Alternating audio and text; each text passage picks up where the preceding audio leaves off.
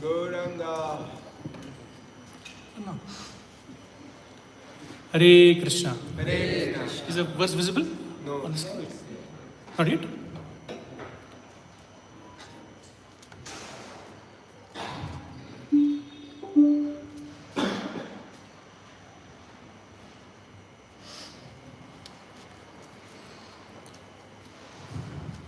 No? Again. Yes. Guide it.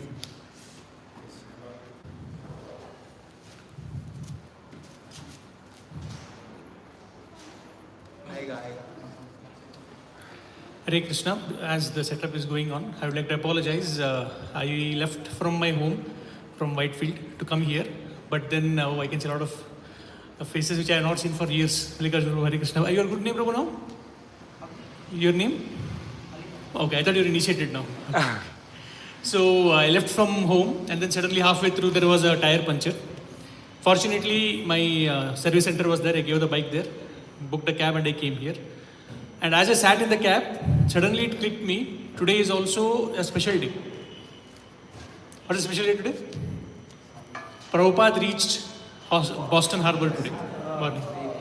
Right. So although so much anxiety, I wanted to be 10 minutes early because what session are we taking? We're taking on facilitation. But then I'm 15 minutes late. So I was really annoyed.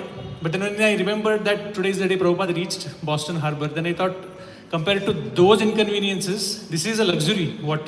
Just standing there, book a cab, and then sit in the car, and then chant Hare Krishna and come here. So what's visible? Yes. So let us take blessings of Prabhupada, and we'll begin with today's verse. Srimad Bhagavatam 1.5.16. Vichakshanosya Bhativedhitum Vibhor Anantaparasya Nivrittita Sukham. Only a very expert personality retired from the activities of material happiness deserves to understand this knowledge of spiritual values. Therefore, those who are not so well situated due to material attachment should be shown the ways of transcendental realization by your goodness through descriptions of the transcendental activities of the Supreme Lord. Theological science is a difficult subject, especially when it deals with the transcendental nature of God. It is not a subject matter to be understood by persons who are too much attached to material activities. Only the very expert who have almost retired from materialistic activities by culture of spiritual knowledge can be admitted to the study of its grace. In the Bhagavad Gita, it is clearly stated that out of many hundreds and thousands, person deserves to enter into the transcendental realization. And out of many thousands of such transcendentally realized persons, only a few can understand the theological science, specifically dealing with God as a person. Sri Vyasadeva is therefore advised by Narada to describe the science of God directly by relating his transcendental activities. Vyasadeva is himself a personality expert in this science, and he is unattached to material enjoyment. Therefore, he is the right person to describe it, and Shukadeva Goswami, the son of Vyasadeva, is the right person to receive it. Srimad Bhagavatam is a topmost theological science, and therefore it can react on the layman as medicinal doses. Because it contains the transcendental activities of the Lord, there is no difference between the Lord and the literature. The literature is the factual literary incarnation of the Lord. So the layman can hear the narrations of the activities of the Lord. Thereby they are able to associate with the Lord and thus gradually become purified from material diseases. Expert devotees also can discover novel ways and means to convert the non-devotees in terms of particular time and circumstance. Devotional service is a dynamic activity. Expert devotees can find out competent means to inject it in the dull brains of the materialistic population. Such transcendental activities of the devotees for the service of the Lord can bring a new order of life to the foolish society of materialistic men. Lord Sri Chaitanya Mahaprabhu and his subsequent followers exhibited expert dexterity in this connection. By following the same method, one can bring the materialistic men of this age of quarrel into order for peaceful life and transcendental realization. Srila Prabhupada ki अमज्ञानातिमिरन्दस्य ज्ञानाञ्जनशलाकया चक्षुरुन्मीलितं येन तस्मै श्रीगुरवे नमः. Shri Chaitanya Manobishtam Stapitam Yena Bhutale Swayam Rupa Kadamayam Dadati Swapadantikam Vandeham Shri Guru Shri Yuta Padakamalam Shri Guru Vaishnavamscha Shri Rupam Sagrajatam Sahagana Raghunathanvitam Tam Sajivam Sadvaitam Savadhutam Parijana Sahitam Krishna Chaitanya Devam Shri Radha Krishna Padan Sahagan Lalita Shri Vishakhanvitamscha Namaha Om Vishnu Padaya Krishna Preshtaya Bhutale Srimate Bhaktivedanta Swamin Iti Namine Namaste Saraswate Deve Gauravani Pracharine Nirvishesha Shunyavadi Paschatya Deshatarine नमो महावदन्याय कृष्ण प्रेम प्रदायते कृष्णाय कृष्ण चैतन्य नामने गौरत्विषे नमः हे कृष्णा करुणा सिंधो दीनबंधो जगत्पते गोपेश गोपिका कांता राधा कांता नमोस्तुते तप्त कांचन गौरांगी श्री राधे वृंदावनेश्वरी वृषभानुसुते देवी प्रणमामि हरिप्रिये वाञ्छाकल्पतरुभ्यश्च कृपा सिन्धुभ्येव च पतितानां पावनेभ्यो वैष्णवेभ्यो नमो नमः जय श्री कृष्ण चैतन्य प्रभु नित्यानंद श्री अद्वैत गदाधर श्रीवासादि गौर भक्त वृंद हरे Krishna Krishna Krishna Hare Hare Hare Ram Ram Ram Hare Hare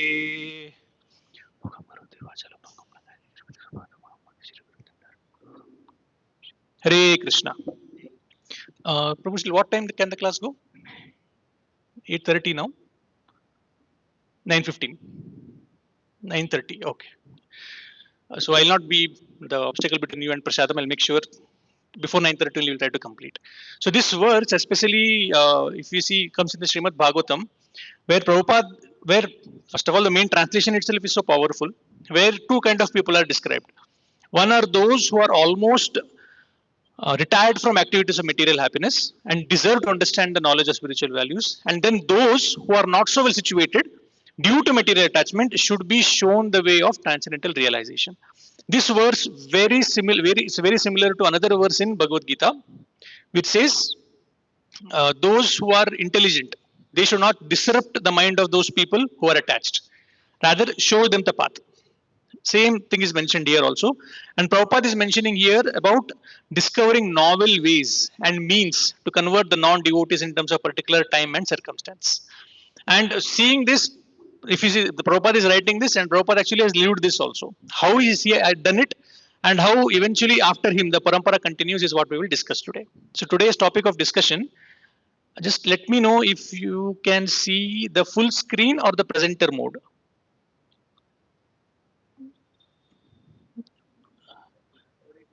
Ah, okay. I think it's taking some time. 1 minute.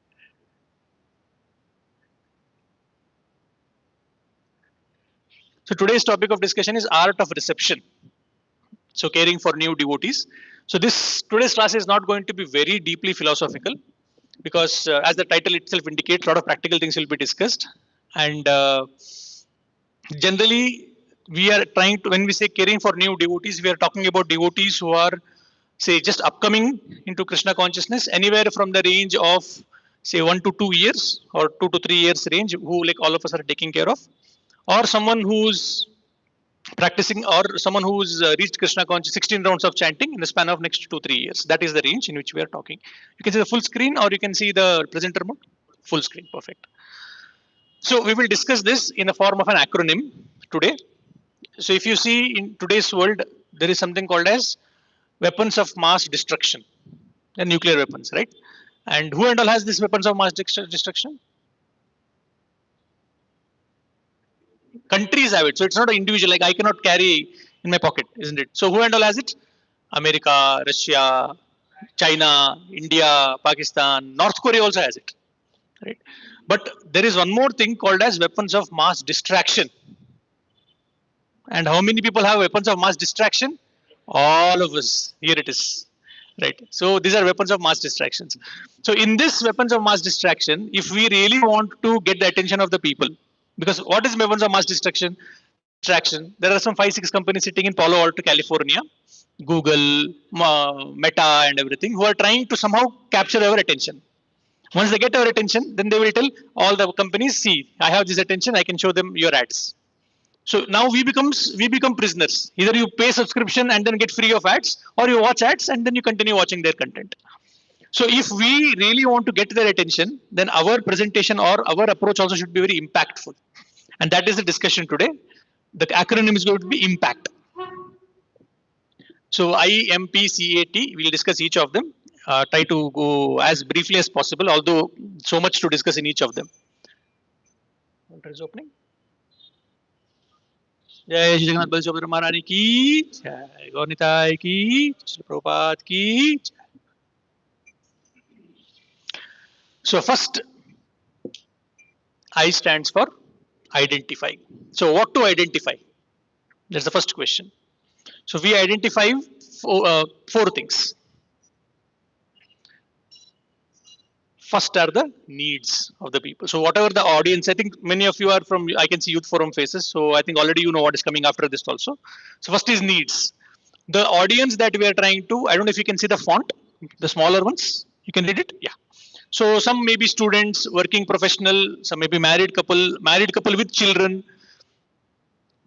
These are the various combinations. Now, depending upon who is the audience that we are addressing, our entire approach will change.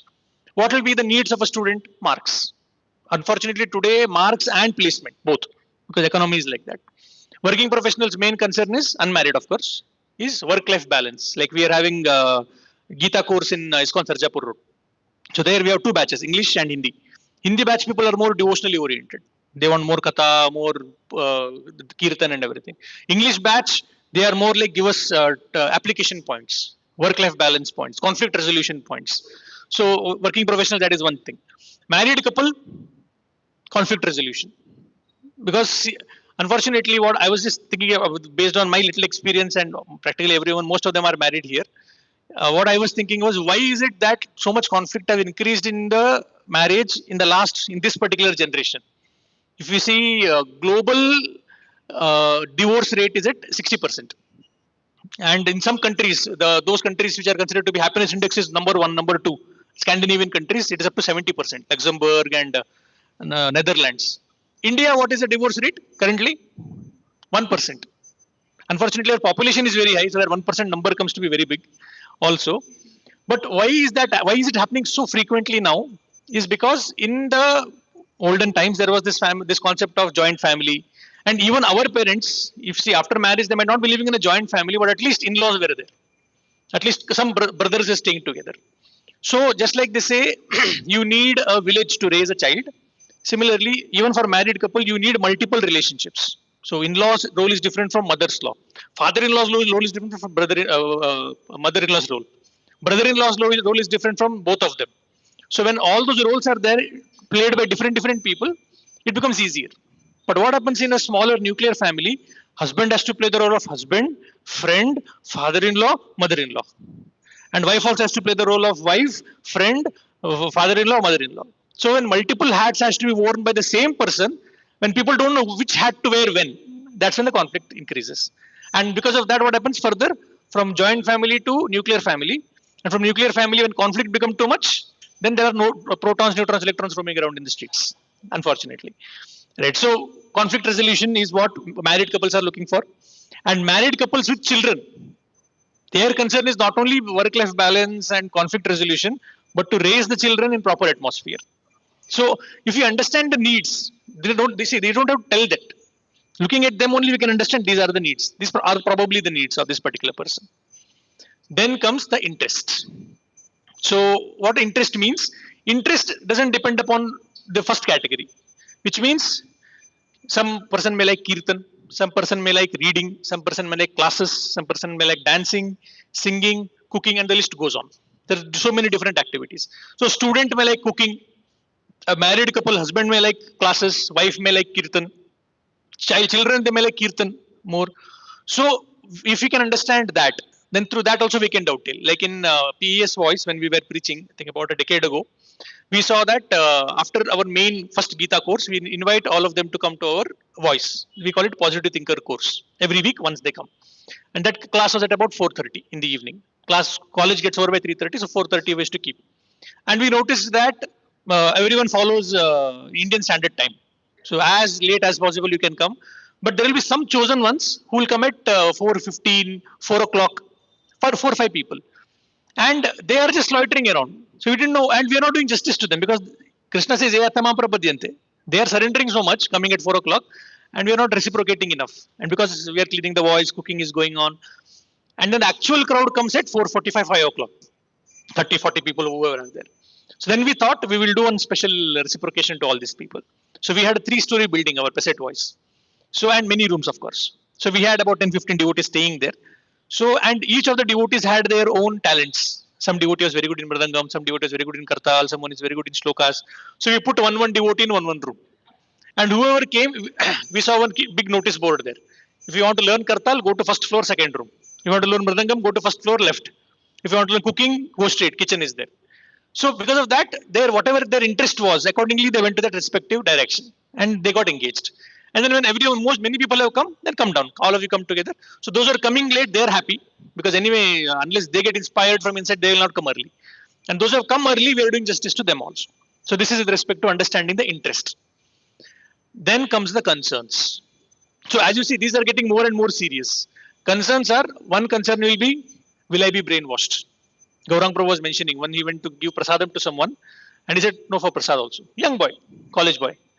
Yeah, Prabhuji said, I've seen people rejecting Gita. I've seen people rejecting Kirtan also. You're the first person I'm seeing who's rejecting prasad. So that boy said, actually my fear is my hairstyle will become like you if I eat prasad. I'll also shave my head and join ashram. So that is one. So that is one. Secondly, I don't want to be fanatic. People say do devotional service, but too much fanatic is not good. So, no, chant and everything, but no onion garlic, that is too much. Right? No tea, coffee, that is too much. Especially for South Indians, tea and coffee is like prana and jiva. So that is another. Don't be fanatic. I don't want to be fanatic. I don't want to be coming as a fanatic religious nut, as they call it. Like, okay, we'll discuss as we go ahead. Next is, will he or she leave me? So this is interesting. I thought problem is with boys becoming brahmacharis, but even within married people, even within congregation, there is fear. If husband becomes serious, wife feels insecure. Will he now stop showing interest to me? If wife becomes serious, husband is insecure. Oh, now she'll go and sit in temple whole day.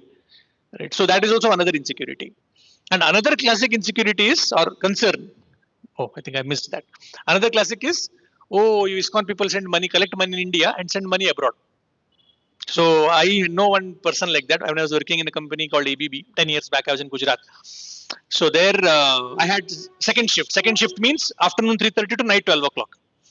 And most of the time there was no work also. So we would be, I would be on my laptop reading Bhagavatam, and he will be going. My colleague, of course, it was Parveen. So he was going through mobile phone for 10 minutes, YouTube for 15 minutes, and then frustrated, don't know what to do. And he would see me younger than him, and I'm peacefully sitting and doing something on my laptop. Definitely not work. He also knows that. Then he came and asked me, what is this? I told Bhagavatam. I said, okay, okay. Ah, ISKCON. वो जो पैसे बाहर बेचते हैं. He was from Haryana, so he was very like Hindutva types. So he said, oh, you people send money abroad. Then I said, no, no, no. I showed him some video. He saw the video. After that, same old, why bad things happen to good people. Why casteism is happening so much, Varnashram Dharma. I didn't have anything else to do. So I was talking. So from evening 8 o'clock to night 12 o'clock, we would discuss. Then we would go to respective homes. So this happened for 2-3 weeks. Then I told him there is Gita course happening in our temple, ISKCON temple. Please come. Every Sunday, evening 4 o'clock to 6 o'clock. And I was not expecting him to come, but he came. And he's as they say, Jat. Jat is a specific kind of people in north, very rough and tough people. He comes to temple for a Gita course in shorts, and he's wearing a t-shirt showing his muscles and everything, and on goggles, and on gamcha also he has. So he comes in bike, FZ bike. That time FZ was a big thing. Like now it's KTM or whatever. He comes to the class, he sits and he hears the whole class. And after 6 o'clock, 6 to 8 was our discussion of whatever was discussed in the class. Then he would go back. So like that, he came for week after week. Every Sunday he came, and then I was there for 1 year. He came to 4 rounds. Then eventually he started chanting 8 rounds. Then I had to come back to Bangalore. 1 year later, I get a call from him. And he said, I said, Hare Krishna, Praveen Prabhu, how are you? He said, no, Prabhuji, my name is not Praveen anymore. My name is Padmanayan Krishna Das. He got initiated by His Holiness Bhaktivika Swami Maharaj. So imagine from concern to initiation, one full journey that Prabhu has made. And then he started preaching in his apartment. So then, of course, evam parampara praptam. So this is with respect to concerns. And the most difficult one are the expectations. What is the expectation of anyone coming to spirituality? What do they want from spirituality? Expectation. Joy. Interestingly, I observed that people look for material activities for happiness, and then we're frustrated with that. For peace, they come to spiritual activities. Shanti chahiye bas. Peace. So this is one expectation, and this is still okay. But even more tougher expectation which they have, which affects all of us, is okay. If I am going to spiritual institute for peace, those are actually practicing spirituality. They should be peaceful behavior. And this is where the challenge starts, right? Because we know the inner workings of how ISKCON works.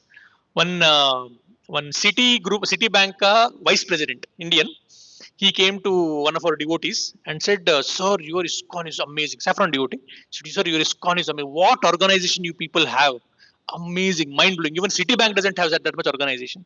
Our Prabhu was a little taken aback. Really, which temple you went? Let me know, I'll do some research and try to implement. He said, no. I went to ISKCON Los Angeles, 4:30 morning, Shank blows, altar opens. Next day, I went to ISKCON New York, 4:30 morning, Shank blows, altar opens. And that, if there are three altars, all the three blow Shank together. There is that interference that happens. Then I went to ISKCON Los Angeles, there also 4:30 morning, Shank opens. What amazing organization. Then our Prabhu asked, so how long do you stay in temple after that? He said, once 5 o'clock the altar closes, I go. He said, that is the thing. Our Leela actually starts after that, after the altar closes. Right. So many people have this expectation that devotees, if someone is practicing, they should be peaceful. Very recently, when we were doing Sarjapur Road Janmashtami, so those who came last year through Gita course, completed one full year of Gita course, they were also doing services. So they were in Gita, one Mataji was in Gita stall, another Mataji was in welcome desk. About afternoon time, I saw both of them sitting together, and their face was a little morose. I thought maybe they're fasting. And we told them, don't have to fast.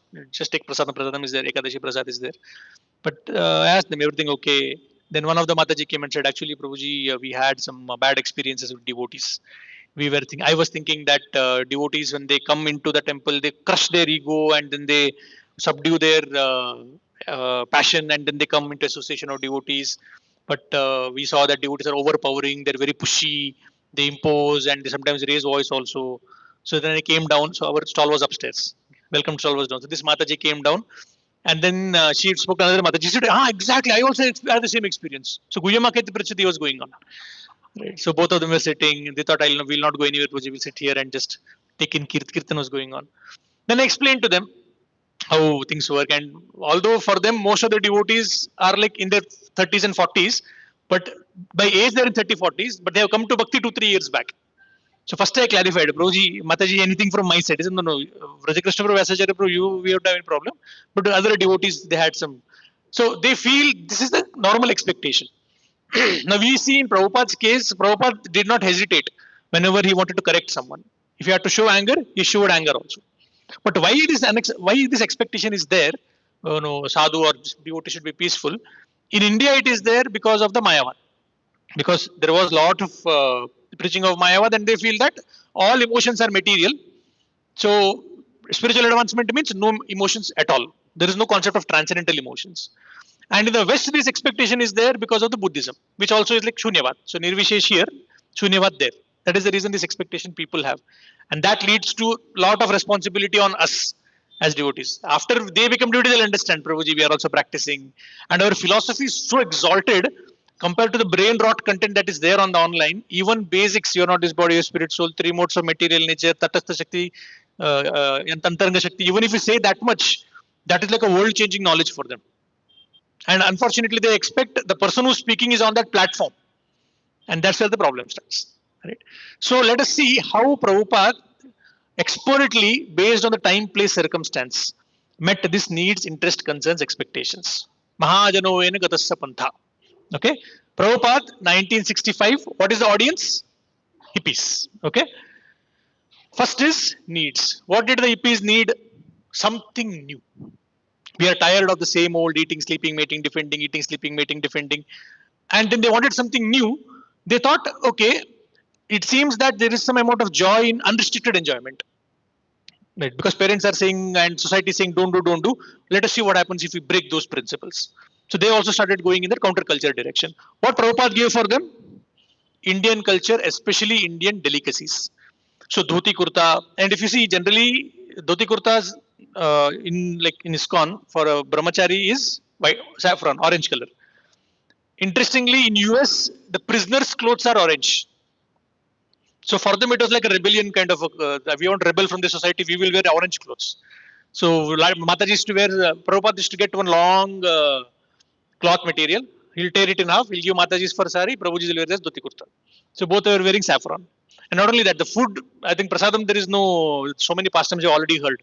How Prabhupada actually would revolutionize the whole preaching movement. Next is interest. What were the hippies interested in? Singing, art, and dancing.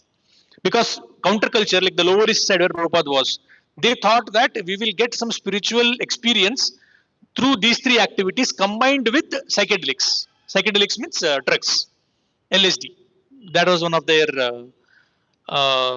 ways. So they thought that you take LSD and in that intoxicated state, whatever you speak, whatever music you create, whatever stories you write, that is actually coming from some higher domain. So those who take those LSDs and create this art, singing or dancing, they were called as LSD saints, according to them. They used to call them that. Right. So what Prabhupada did for it, see, when these hippies, they would dance on the street and sing on the street, police would come and put them, catch them or put them in jail. Prabhupada started Rath Yatra and Nagar Sankirtan. I mean, Rath Yatra, they are dancing on the street and police is escorting them, not putting them behind the bars. So that's how Prabhupada met their interests. Then concerns. What are the concerns of hippies? Don't trust anyone above 30. Lack of trust. And what Prabhupada did? Prabhupada gave his personal example because Prabhupada is 70. 30 into 2 plus 10. Right, double, more than double what they didn't want to trust. So Prabhupada set his personal example, and if you see Prabhupada's classes were all confrontational. Prabhupada would be very strong because audience is like that. They want to rebel, and Prabhupada said this is a wonderful opportunity to bring. They already have renunciation in them. Let us try to fan the spark. And what was the expectation of hippies? Trans material happiness. We want something beyond the ordinary eating, sleeping, meeting, defending happiness.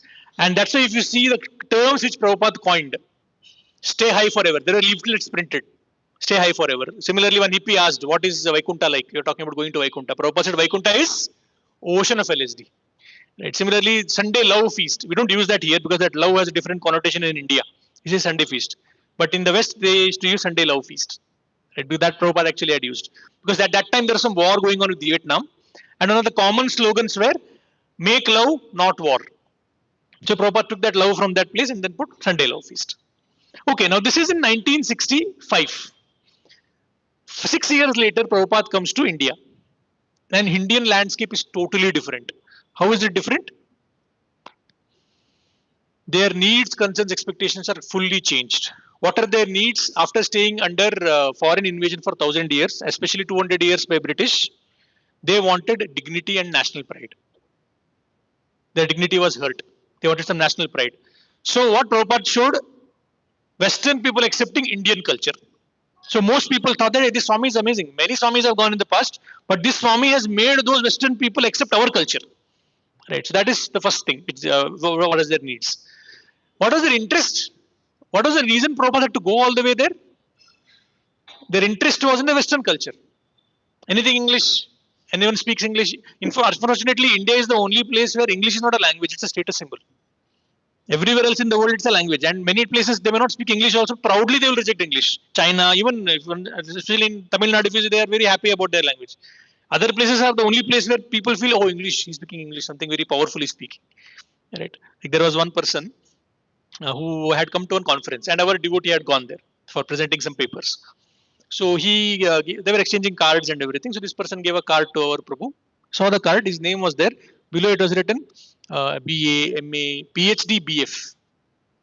So he saw, what is this PhD, BF? Yes, I said, what is this? He said, PhD but fail. I didn't complete my PhD. And unfortunately, I never wanted to do PhD. My parents pushed me. Parents wanted me to go and present papers in the conference.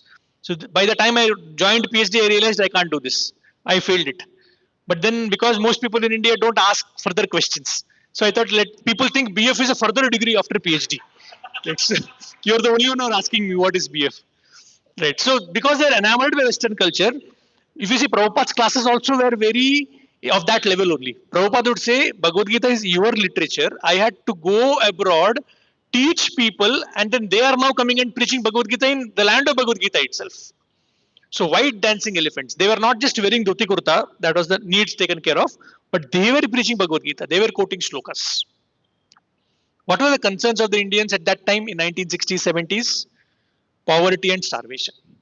A lot of people were dying and a lot of poverty was there. Some, of course, there were definitely always people who were rich and middle class, but poverty was very high. And for that, what was Prabhupada's solution? Food for life. And then finally, what was the interest, expectations of the Indians? Opportunity to contribute. And for that, Prabhupada threw a master stroke, life membership program. So when Prabhupada went to West, they wanted to be disciples of Prabhupada. But in India, no one wanted to be Prabhupada's disciples. Because interestingly, each of these people had their own gurus from other sampradayas, some Mayavadis and like namesake gurus. Right? But they saw that they appreciated Prabhupada because he is someone who has actually spread our Indian culture across the, not even Vedic, they felt it is Indian, our culture across the world. And they wanted to be contributing. So Prabhupada made this life membership program. And then there is one particular person at that time who you see this visiting cards are there, similarly plaques are there sometimes outside people's homes. So MA, BA, LLB. So there is one person who's written MA, LA, BA, LLB, ISKCON life member. So it is considered that prestigious to be ISKCON life member at that point in time. Right. So he gave them life membership program. So in both cases, so hippies were there, they had totally different nice needs, interest, concern, expectation. Prabhupada made sure he addressed it. Indians had different nice needs, interest, concern, expectation. Prabhupada addressed that also. So now let's go to the next part. What is the acronym we are discussing? Impact. So second one is manage. Manage what? Three things. First is enthusiasm of the devotee whom you are preaching to.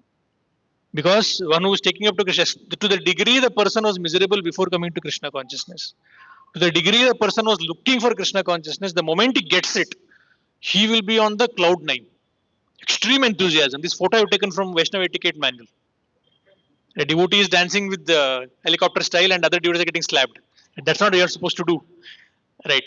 So in Christian community, there is a prayer. They say that, oh God, please save me from temptations. Oh God, please save me from tribulations and everything. So one of the devotees was going preaching in Texas. Texas is a place where Christianity is very high in US, Southern America, like Northern America only, southern part of Northern America. So there people are very religious, especially Christians. So there, like in India, we have autos. Behind autos, we write Amma Tai Tande Ashirvada and heart and everything. So similarly, there the car bumper has stickers. So there, one car bumper sticker was, "Oh God, please save me from your preachers."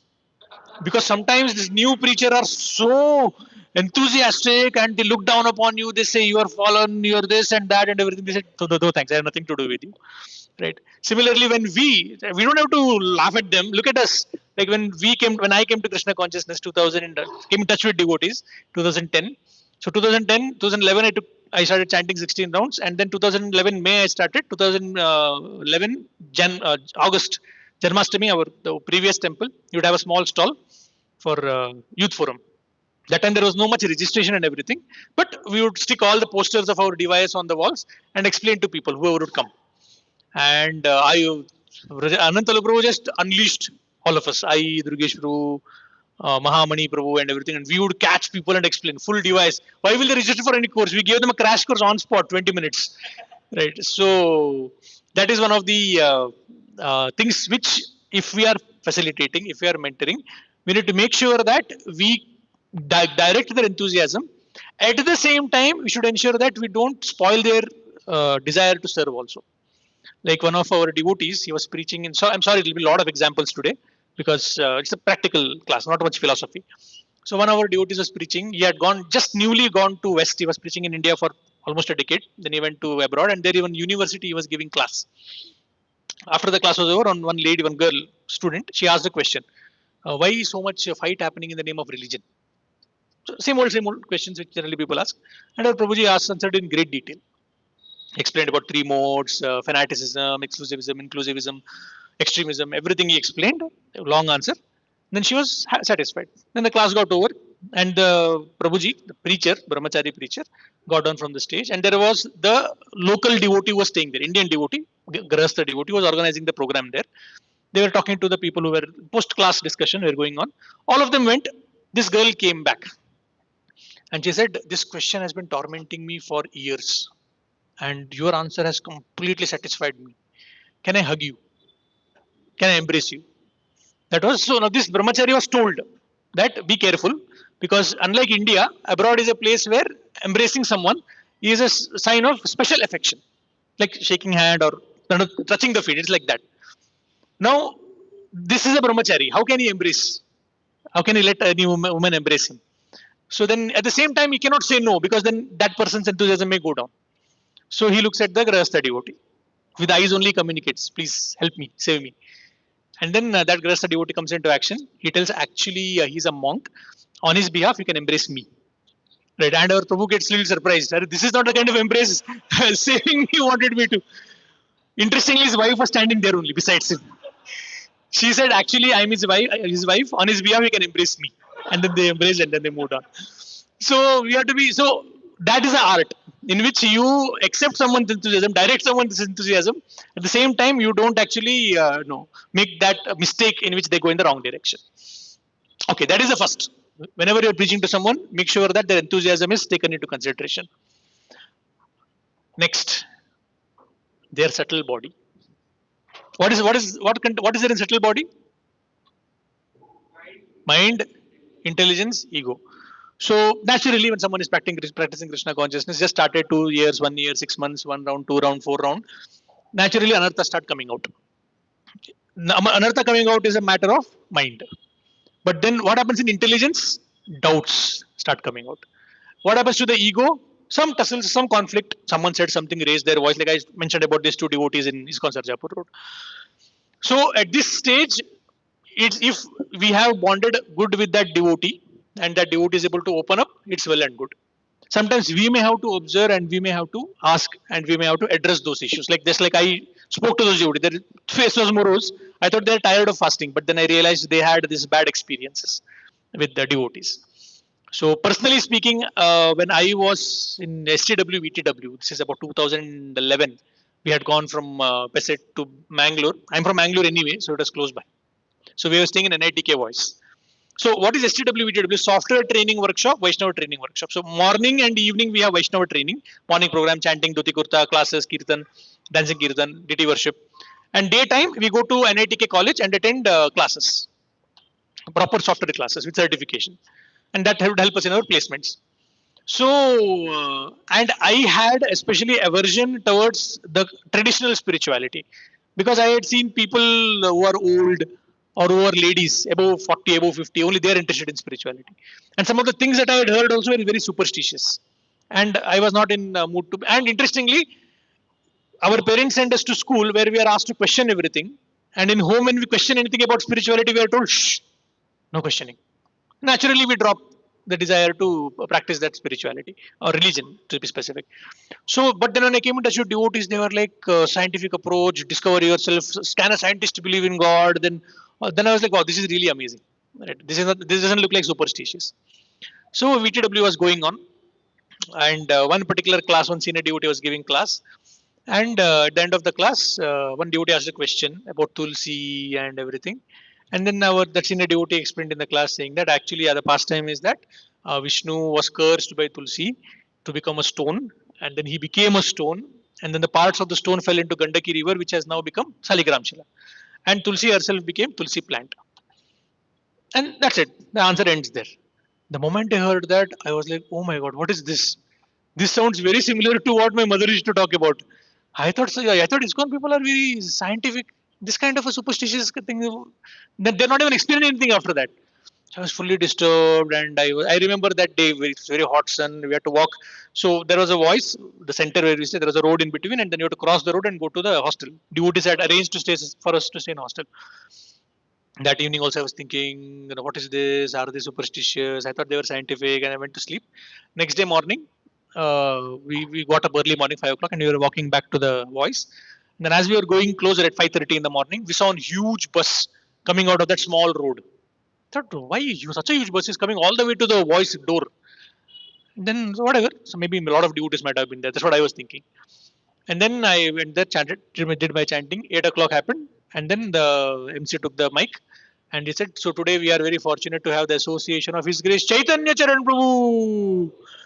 And then he started speaking. For 1 week, he spoke. All my misgivings were washed away because he is that kind of a preacher. He was speaking about East or West Krishna consciousness is the best, Darwin's theory, evolution, non-scientific extrapolation of scientific data. So somehow Krishna sent him in the right time when I had crisis of faith because we didn't have facilitator back then. I, Durgesh Prabhu, and one more devotee, Manish Prabhu, we all went. We didn't have any facilitator. No one to open the heart also, ask these questions also. So whenever doubts come, whenever there is a ego hurt, whenever there is a anarthas attacking, that is the second thing which the facilitator or which the devotee need to help the upcoming devotee to manage. The last one is the most common, that is relationships. Most devotees have problem here. In whenever we do youth preaching, after the whole session, Utkarsha camp, we have one dedicated session dealing with parents, relatives, friends, where we do drama and show them how to behave, how not to behave. Still, most of the people go home and mess up. Because as I told you, what are the parents' concerns? Oh, my son will leave me. He'll leave studies and become brahmachari or whatever. That will be his concerns. And there have been so many cases where devotee goes home and traditionally they have been eating meat, and now this person goes and he says, "You're eating meat, you'll become pig in next life." To parents, mother says, "I may become pig in next life. You're behaving like pig right now." Right, discussing these kind of things in the dinner table. Similarly, there was one devotee who just took to Krishna consciousness long back. Took to Krishna consciousness, and he was called for Ganesh Chaturthi in his home. He was from Maharashtra background, and Ganesh Chaturthi is a huge thing. So he went there, and he had attended some classes very early days, 6 months. He went there, and then they gave puja, and they have been celebrating Ganesh Chaturthi for generations, and for them it is very important. So parents gave him modak. He accepted modak. He put it in his mouth. He went to another room near the window and spat it out. Unfortunately, some relatives were coming from that route. They saw him spitting out prasad. For them, prasad only, Ganesh prasad. And then the Ganesh Chaturthi turned into Kurukshetra Yuddha. Parents became angry. Oh, these people, they are not, they are telling you to reject your own culture. We'll remove you from that college. And after that, it was extremely difficult for him to even practice, chant Hare Krishna. Forget about coming to yatras and everything. So because the maturity is not there, so that is another responsibility. Help them manage the relationships. If someone is married, how to see your wife? Most often, the understanding is your spouse is Maya, or our children are Maya, or our boss is Maya. That is very easy for people to say anyway. People anyway hate their bosses. Right. So this is the next part: how to manage the relationship. So enthusiasm, subtle body, that is the man, buddhi, ahankar, and then the relationships. Next is IMP. P is for practical. What does practical mean? Any mention in the scriptures where someone suggested something to someone and the person said, "No, no, no, I can't do it." Any section of Bhagavatam or Bhagavad Gita or CC where instructions were given, but the subordinate or the disciple, he said, Bali Maharaj was not given any instruction. He rejected the instruction. Is Arjuna is one example. Any other example? Dhruva Maharaj. Narada Muni tells him, "Hey, come on, Dhruva, you are small child. Small children don't take this kind of offenses very seriously. And if you think you are spiritually advanced people also don't take insults seriously. So in both cases, you should go back to home." Then Dhruva Maharaj says, "No, your instructions are perfect." He doesn't insult Narada Muni. He says, "Your instructions are perfect, but I am not on the platform to accept those instructions." Then Narada Muni gives him the next level, instruction at his level, the mode of passion. He was Kshatriya, and even Narada Muni says, "Oh, how great is the power of Kshatriyas! So much determined they are." Another example is of Arjuna. He also says, "This is not practical for me." So, just a minute. Yeah. So what happens is what Arjuna does, what Krishna does, he doesn't give one solution. He gives a range of solutions. So 12th chapter, if you see, the whole Bhagavad Gita is like that. Frankly speaking, if Krishna wanted to force Arjuna to do something based on his godhood, Bhagavad Gita would be over in 6 words. What are the six words? I am God. Accept my words. Fight. That's it. Bhagavad Gita Sampurna. But no, Krishna goes into elaborate discussions, convincing Arjuna's intellect, convincing Arjuna why you should be doing it. And then Arjuna does it. And if you want to see specifically where it happens, where this range is given, it is in the 12th chapter. First, Krishna says, focus your mind and intelligence on me. You can't do that. Okay, then do Abhyasapya Samartosi. Then come to Abhyas. Mamichaptum Dhananjaya. That also you can't do. Okay, then fine. You do work for me. That also you can't do. Okay, then you do some good work. You do some work which is material but selfless. In that way, you can slowly come to me. So similarly, when we are trying to cultivate someone, preach someone, and they come with some problem, and we know the ultimate best solution, but then we need to give them a range. If we don't give them a range, for example, Anand Prabhu, I saw this Anand Prabhu doing it in the early days. Dude would come and tell Prabhuji, I'm not able to focus in the morning. I can chant nicely in the evening somehow. I'm observed that. So can I chant in the evening from now onwards? Then Anantala would give range. Best is in the morning. And the next, okay, if not possible, then okay. If not cannot get up early morning, then before going to office or college, that also you can't do. Okay, then come in the evening. And the worst is to chant late at night because it will be very ineffective. Now you choose. So he would actually give responsibility for the person to choose because it is very easy to dump the responsibility of choice on someone else. Prabhuji, you something goes wrong. Prabhuji, you told. I don't know. I just followed whatever you said. So whenever we are giving some suggestion to someone, first we should make sure it is practical, and secondly, give it as a suggestion, not as an instruction. By that, they will become. We are training them to become independently thoughtful. Otherwise, what happens if we have only one solution? People come to spiritual organization for a sense of belonging. But when the standards are very high and people are not able to follow, they feel lonely within the spiritual organization also. Because they feel, whom will I open up to? If I open up, then they may criticize me, they may demean me, they may tell in mic in front of everyone. And this happened also in this one. Publicly, you may humiliate me and everything. So that's why we might have heard this phrase: material problem has dash solutions. Material solutions. Sorry, material problems, spiritual solutions. So now there is a question for all of you. I'm walking on this marble. There was some water I could not see. I slipped and fell. There is a fracture on my hand right now. Actual fracture. It's 100% sure. I'm screaming in pain. Now it's a material problem. Spiritual solution is sit there, Prabhuji, and chant. Right hand you can't chant, left hand you chant. The fracture will heal. Material solution is go to doctor. Make sense? So what did we say? Material problem, spiritual solution. So sitting and chanting will heal my fracture? No. So it is material problem having a material solution with the spiritual outlook. So you go to doctor, on the way you chant. If pain is too much, it's okay, don't chant. After you go there, after the healing, and even doctor doesn't heal actually. What actually happens in fracture? Doctor makes sure the two bones which are broken are close kept in contact with each other and keep it there, don't move it. The nature will heal it. So doctor also is not actually healing it. So let the doctor do his part, material solution, and then you chant. When you are going through the healing process, it will hurt. That time chant gracefully. Don't make people around you miserable. And after healing is done, chant gratefully. Thank you, Krishna, for minimizing the pain for us. So there has to be a material problem, material solution for a material problem, but you can give it in a spiritual outlook. Like for example, after this class, say suppose there is prasad. Suppose? No, there is prasad. Yeah, Pradeep Prabhu is also, he got scared. What are you saying? So there is prasad. But you go down and then suddenly is the cooked, the Prabhuji, Kanai Balde Prabhu, then, yeah. He says, Prabhuji, sorry, prasadam is not there today. You chant Hare Krishna and be happy. Right. Maybe one or two times we'll do it. Third time we'll only be happy. We'll not, we'll not chant here. We'll stay in our home only. So if someone has taken some responsibility, he has to make sure he's materially fulfilling it.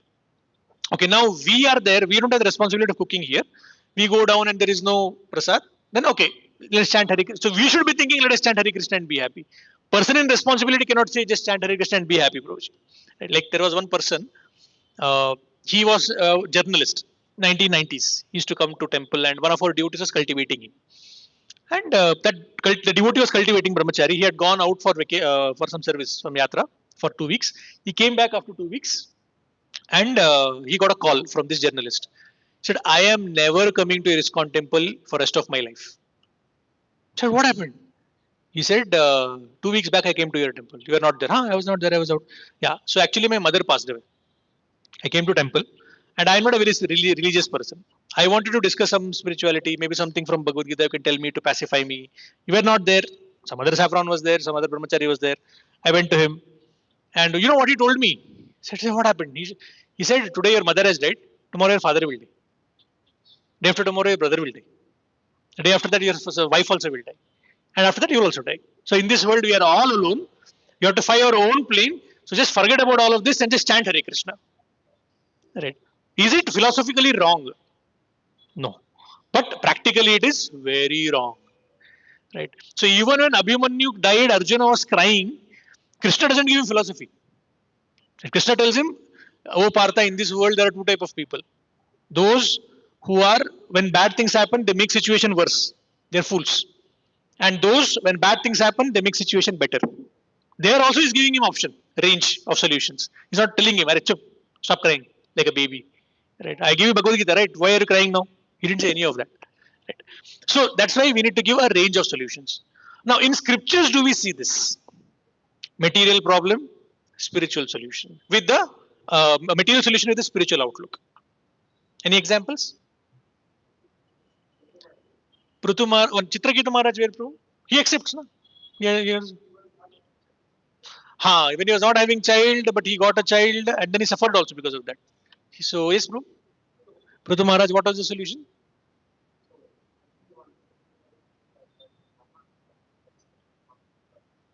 So, material problem was some obstacle were coming, and Prutu Maharaj was told, you tolerate, you give it up, right? And then because Vishnu came, success of the yajna happened. In Chaitanya Charitamrita, there is an example.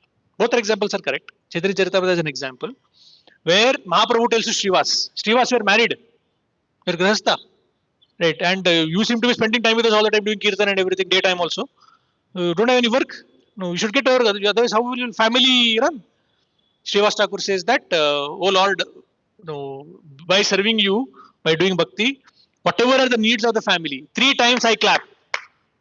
And whatever I need is provided by you through your energies. And if it doesn't happen, I and my whole family will jump into Ganga and commit suicide.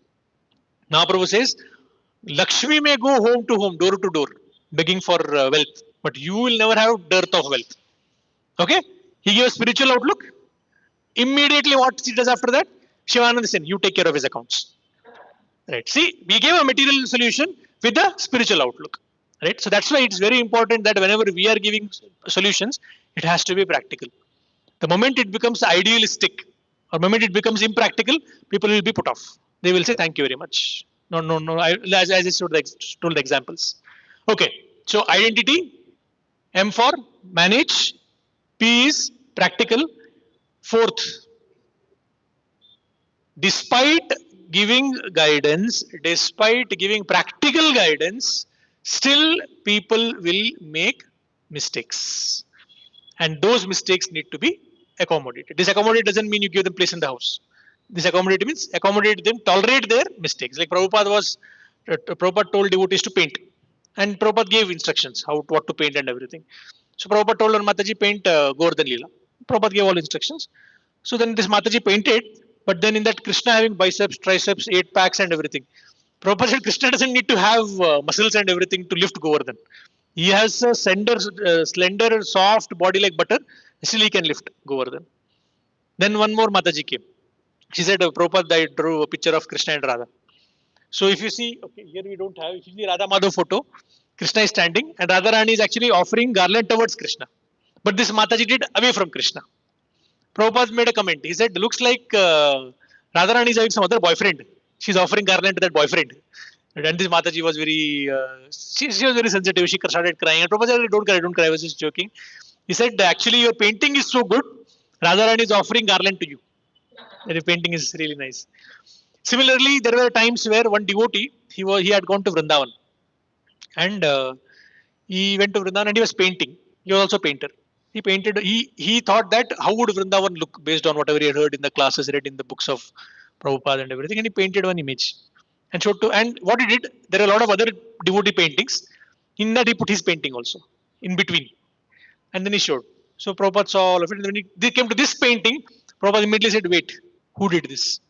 The devotee came, "Why did it?" He said, "Which verse from Bhagavatam is this representing?" And he said, "No, no, Prabhupada, I thought based on what I heard and everything, it may look like this." Prabhupada said, "No, if you see all the paintings that are there in Bhagavatam and everything, there is verse given. Which verse is this talking about?" So Prabhupada, although devotees are very little eccentric, taking some risks and making some mistakes, Prabhupada is actually forgiving them. Like once Prabhupada was giving a class in Banaras. Banaras is like hub of Mayavadis. So he sat for giving class. Two more Mayavadis were there, and they were supposed to speak before Prabhupada. So then one person spoke, "Oh, I am God, you are God, we are all God." Second person came. When you realize the hero-ness within you, then you realize zero-ness within you, and all of that he was talking. And then halfway through, Prabhupada got up and started walking. Gurudas Prabhu was behind him. And Prabhupada said, Prabhupada, next is ours. He said, "I don't want to talk here." What nonsense they're speaking, all Mayavad, I am God, you are God, I don't want to speak here. Next is your turn, we have already given your name. He said, you go and give class. Or maybe you have. Prabhupada said, Prabhupada, they are scholars, I don't know anything. He said, whatever you know, that is more than enough compared to what the level they are speaking. And Prabhupada walked off.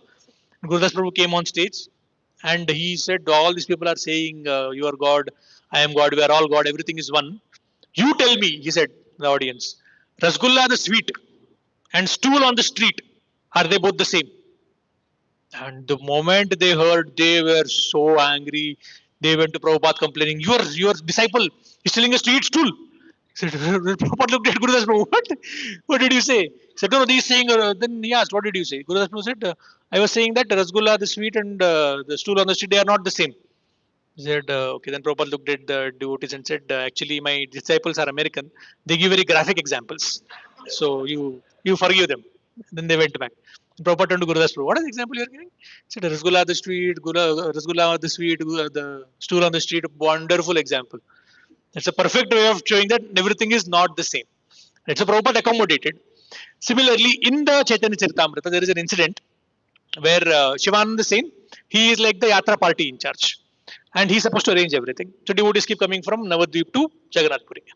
So one incident what happened was, because there are a lot of tax to be paid and everything, there was some, all of you know what actually happens when yatras are actually conducted. So devotees reached early, but there was no accommodation, no prasad, and Nityananda Prabhu was there in part of it. And Shivananda Sen came running behind them. But by the time he reached, devotees are already there for about some half an hour, 1 hour or something. So Nityananda Prabhu was so angry, he kicked Shivananda Sen on the stomach. Right. And Shivananda Sen was in ecstasy. He said, "This lotus feet, which is sought by the goddess of fortune, you who have touched that on my belly, probably your legs are hurting." He was in full ecstasy.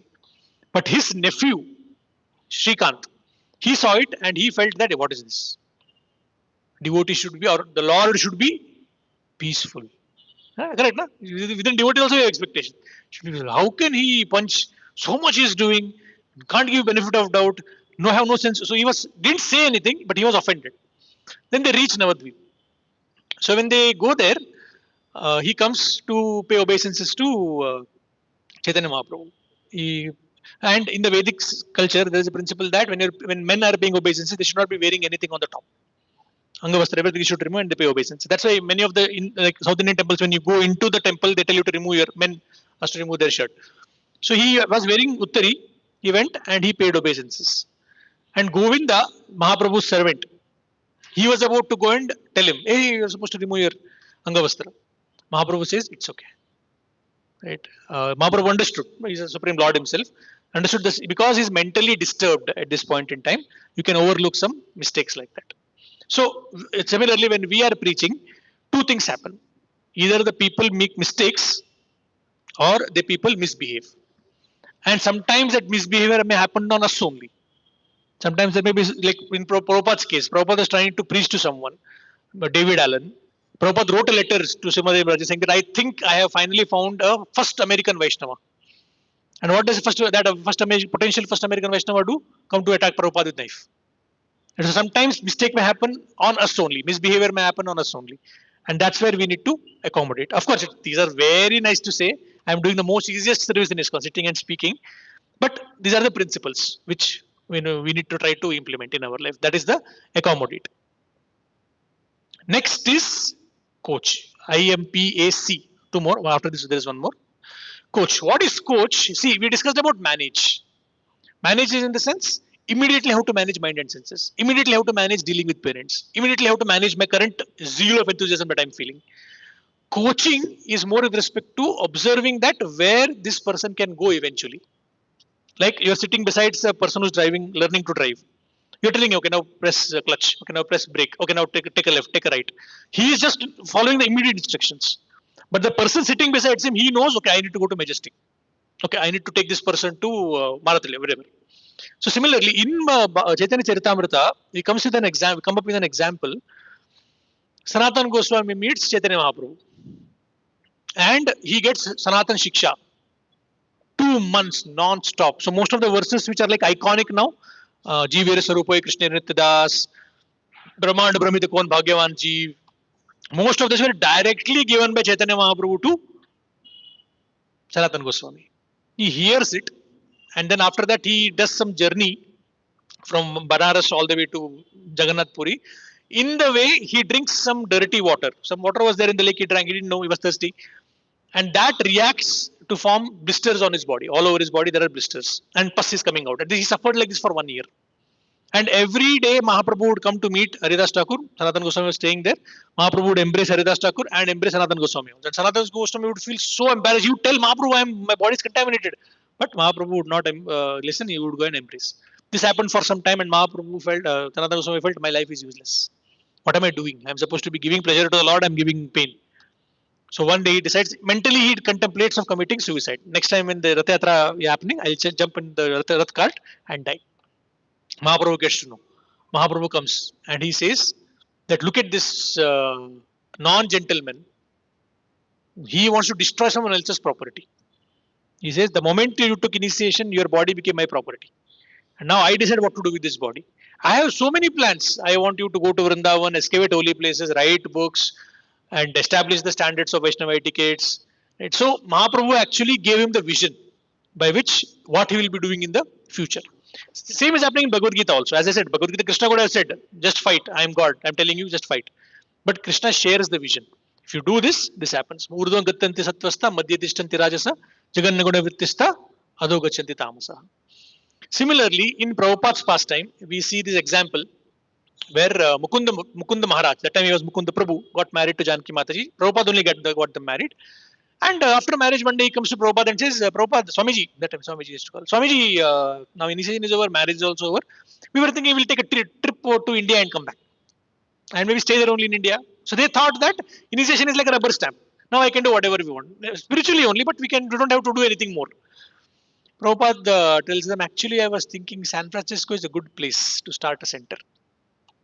It's a very brimming place. I heard that it's one of the most happening places. And Mukund Maharaj says, Mukund Prabhu, that time he says, yes, Prabhupada, it's a nice place. It's a good idea.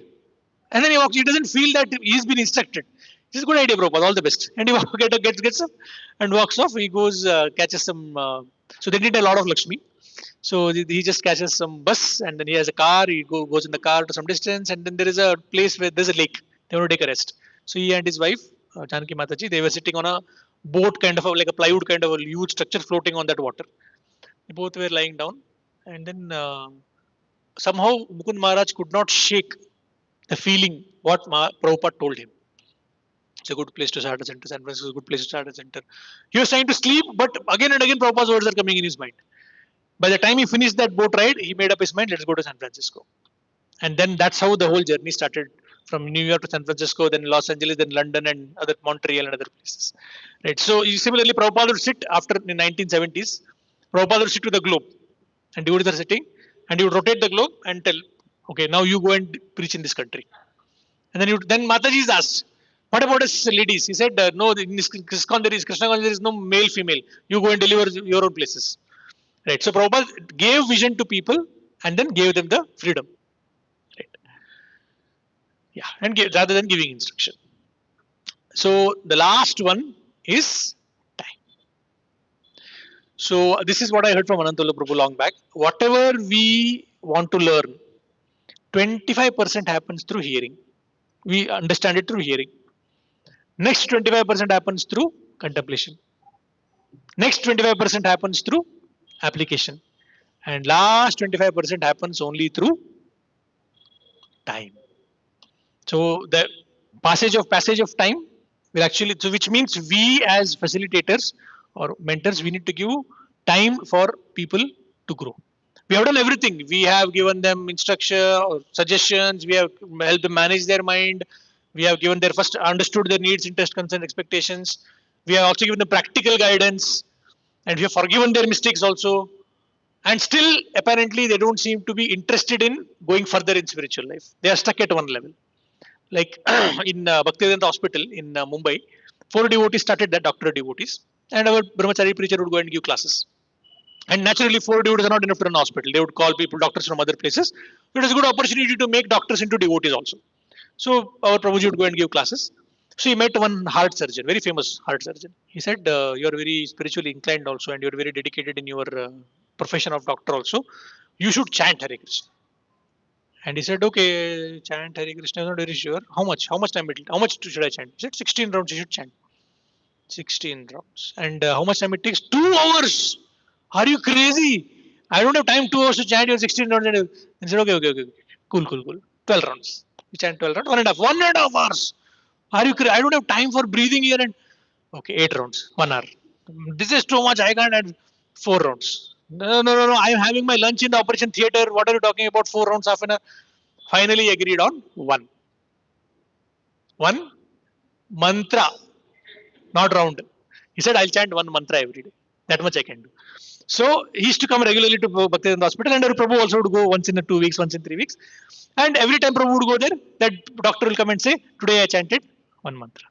After 2 weeks, he said, today I chanted 2 mantras. So eventually that mantras went away, and you just communicate through numbers. So 2 years passed by like this, and when some function was there in that hospital, so all our congregation devotees, the initial founder devotees, 16 founder initiated devotees, they are also there. Our Prabhu comes, and this doctor comes. So Prabhu was talking to these 4 devotees, and this doctor comes and says, "Prabhuji, today 64," and the doctor got heart attack.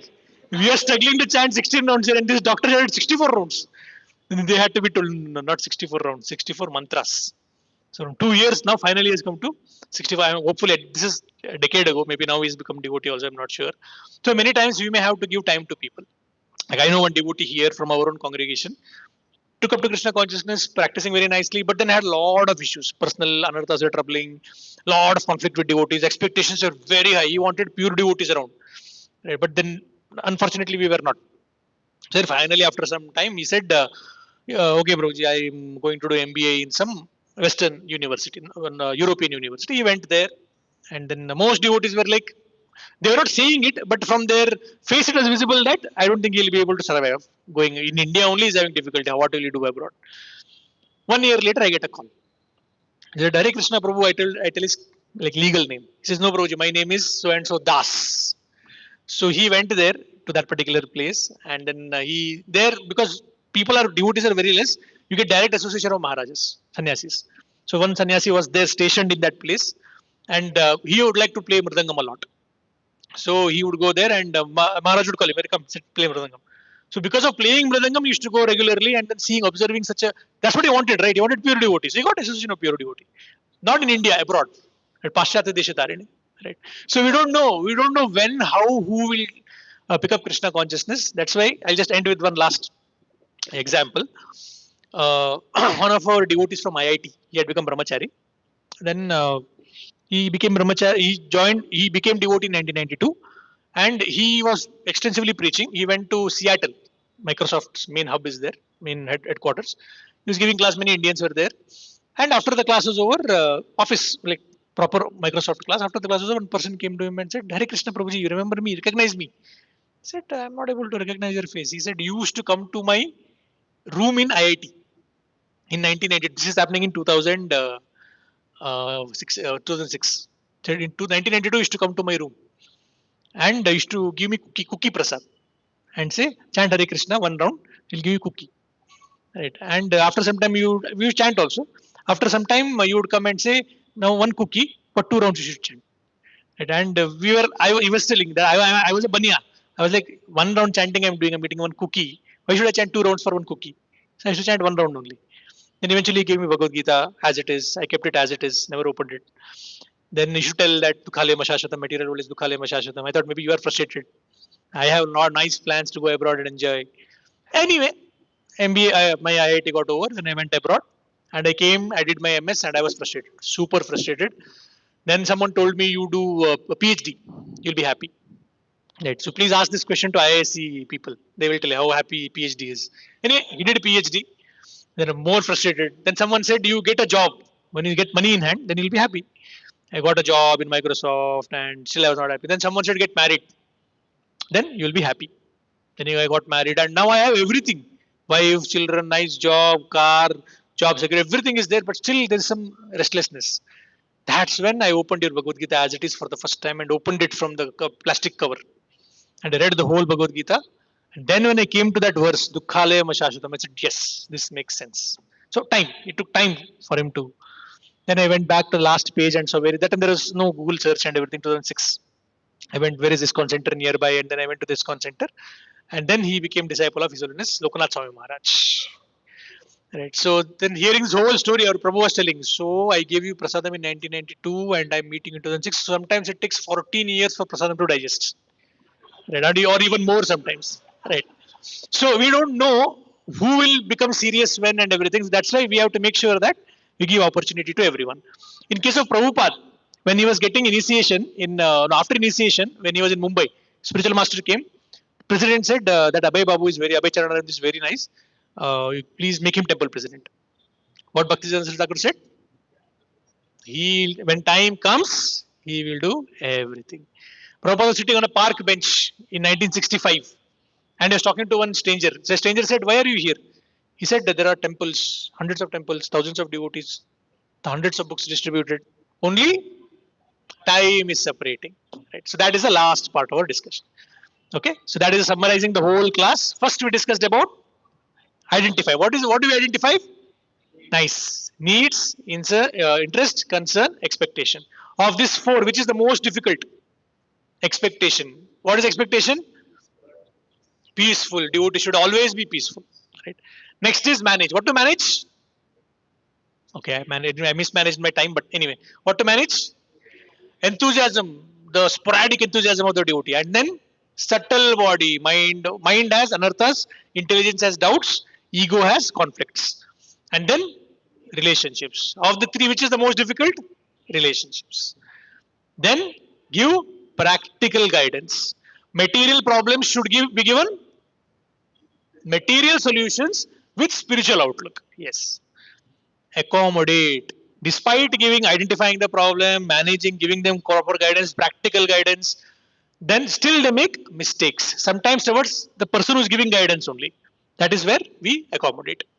Next is coach. Coaching in the sense, rather than giving them instruction, do this, don't do this, you give them a vision. And if you see, most of the big projects in ISKCON has happened through that only. Prabhupada gave vision for TBOP in 1970s.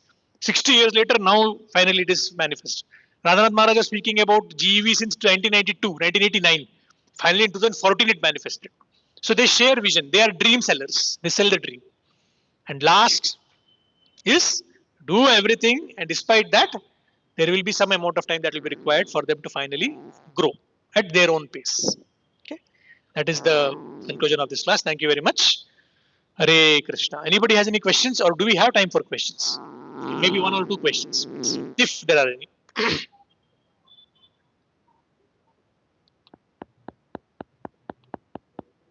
Any questions? Time factor. So, what time factor I'm talking about is some experiences take time for people to realize. So, when we have done our part, we have done everything from our side. We have identified their needs, expectations, concerns. We have given them counseling, practical counseling to manage their practical problem. We accommodated their mistake. They're struggling again and again, making mistakes again and again. Still, you have tolerated it. After that, also, if you see a person says that, no, bro, I don't want to come for yatra. I agree, Broji, but I can't come for 16 rounds. Oh no, no, Broji, Nirjala Ekadashi I can't do. Fasting, I need to eat. So there may be some aspects of dhoti kurta I don't like to wear, Broji. So tilak I don't like, Broji. So we don't know what baggage they are carrying. Like I had the baggage I mentioned about my experience in that Tulsi Shaligram thing. We don't know what baggage we are carrying. So we give them time to grow. Let them take their own sweet time. No issues. Like Prabhupada also, he didn't impose the same standard he gave on Western devotees on Indian life members. He never said, where do they go to come for morning program and everything. So we give time to people. And that is actually for someone who's very fruitive, someone in the mode of passion, that is very painful to give time.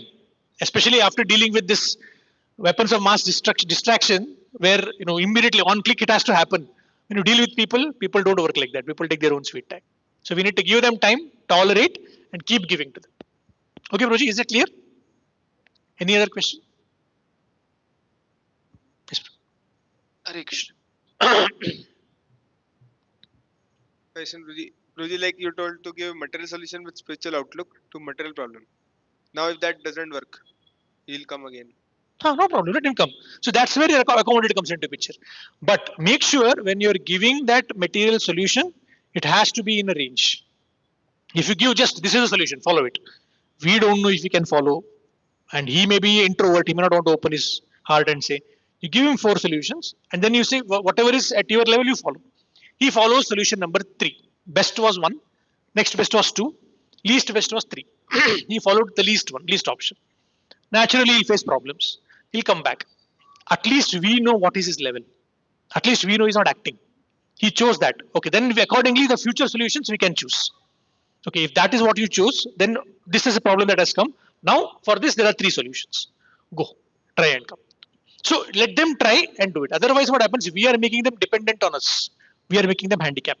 But sometimes, if like they may not be able to follow the solution, like third solution they're following. But somehow, sometimes someone can tell some strong instruction and make them follow like instruction 2 or 1. Correct. So that depends upon the relationship a person has with that particular counselor relationship. If a person feels that I am in this, he is like we are in this relationship for 1 year now, but he has never come to me. He comes for all the classes.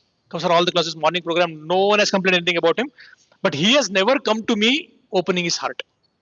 That means probably he doesn't trust me. The trust has not yet happened, or probably he is an introvert.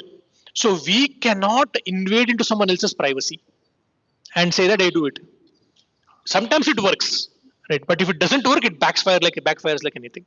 And I've tried myself also. So most of the things I'm telling here are mistakes, my mistakes. All whatever examples I gave, we are laughing.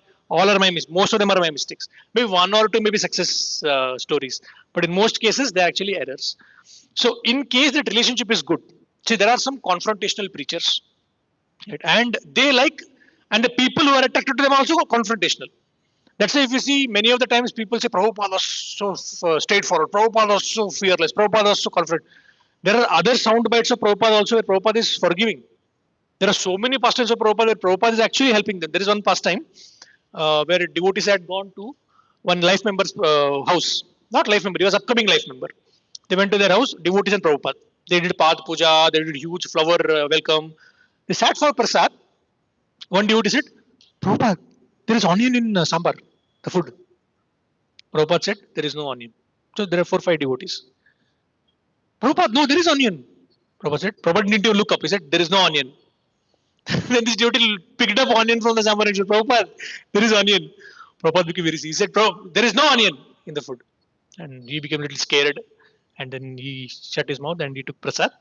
And while coming back, he said, you see, in India, if a sadhu comes, serving a sadhu in the house is a very great aspect of Grahastha Dharma.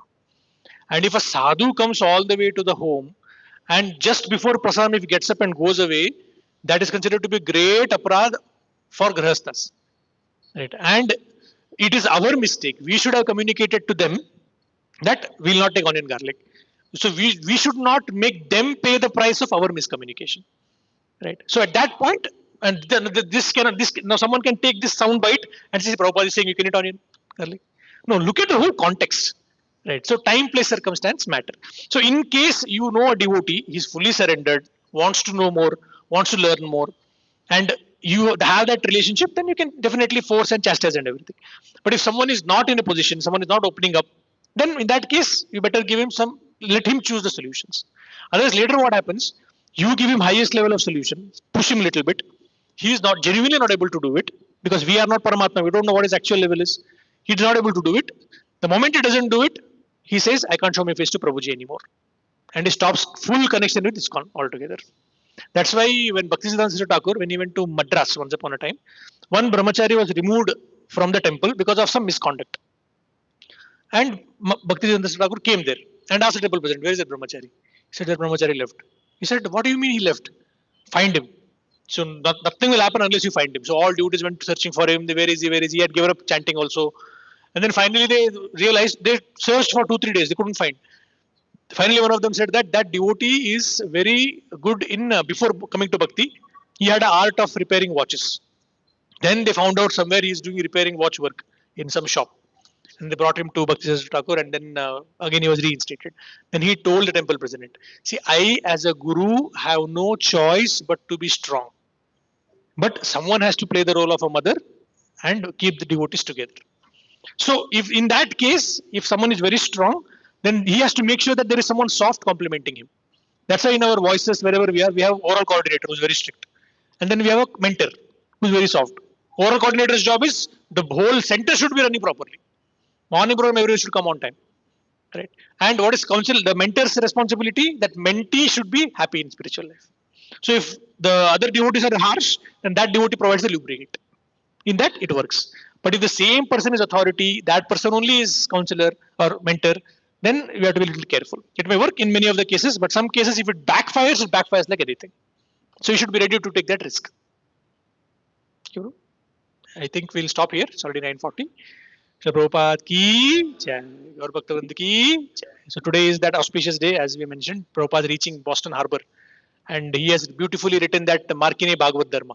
I actually went and googled what is Markine mean. So Markine means like in Bengal, like anything Western, like in Hindi we say Vilayati, or in English we say foreign. So Markine means American. So American Bhagavad Dharma. So Prabhupada has written that beautiful poem, and maybe today is the day we can contemplate on it. And I have found, especially if I'm hearing Prabhupada lecture 1967, 1968, 1960s, you read that Markine Bhagavad Dharma and then you hear Prabhupada lecture, it hits at a different level only. What Prabhupada is saying, that please give me the strength to communicate, please give them the strength to hear your words. Then you hear those lectures, you can actually feel what actually Prabhupada was feeling. Okay, yeah, thank you very much. Hare Krishna. Hare Krishna. So we would like to express our gratitude to Prabhuji by one time Naruli chanting. Hare Krishna, Krishna, Hare Hare Krishna, Krishna Krishna, Hare Hare, Hare Ram, Ram Ram, Hare Hare.